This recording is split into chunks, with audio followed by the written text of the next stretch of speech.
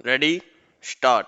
उप सभापति जी घरेलू कर्मकारों की मजदूरी नियत करने तथा उनके काम की स्थितियों में सुधार करने और तत्संबंधी विषयों का उपबंध करने के लिए जो बिल सदन में प्रस्तुत किया गया है, मैं उसका समर्थन करता हूँ। पैरा श्रीमन, इस देश में गरीबी के कारण, बेरोजगारी की वजह से और सुविधाएं उपलब्ध न होने के कारण जो भी छोटे छोटे बच्चे हैं उनको घरों में हर प्रकार के काम करने पड़ते हैं, जैसे खाना बनाना, बर्तन साफ करना, कपड़े धोना, बच्चों को स्कूल छोड़ना आदि। घरेलू काम के नाम पर उनको हर प्रकार के काम करने पड़ते हैं। तात्पर्य यह है कि मासूम बच्चों को इस देश में किसी प्रकार की सुविधा नहीं है, जिसके कारण उनको घरों में नौकरी करनी पड़ती है।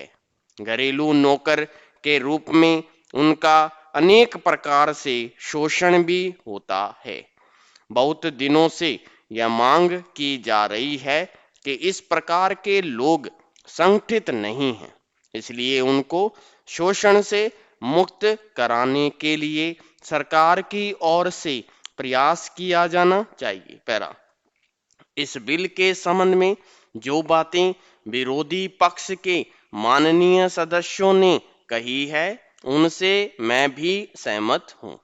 मेरी भी यही मत है कि इन छोटे छोटे बच्चों का जो शोषण होता है उसको रोकने के लिए सरकार को कारगर कदम उठाने चाहिए।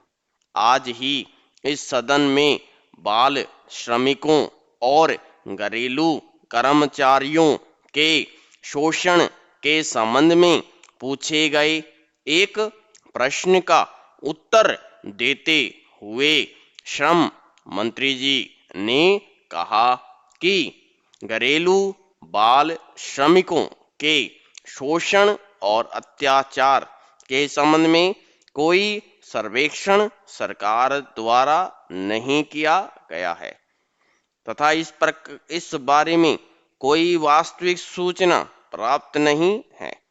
फिर भी इस बात से इनकार नहीं किया जा सकता है कि सामाजिक और आर्थिक स्थितियों के कारण सैकड़ों बच्चों को घरेलू नौकरों के रूप में काम करना पड़ रहा है।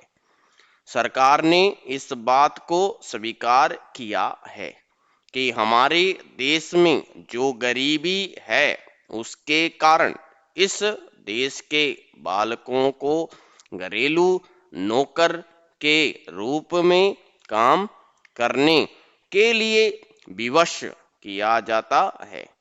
इसलिए मेरा सुझाव है कि सरकार को इस संबंध में पहले निश्चित सर्वेक्षण कराना चाहिए। बहुत सी गैर सरकारी संस्थाओं ने भी इसका न कोई सर्वेक्षण किया होगा। सरकार उनसे जानकारी ले सकती है। यदि सरकार स्वयं सर्वेक्षण कराए तो निश्चित रूप से यह पता लग जाएगा। पैरा समाप्त।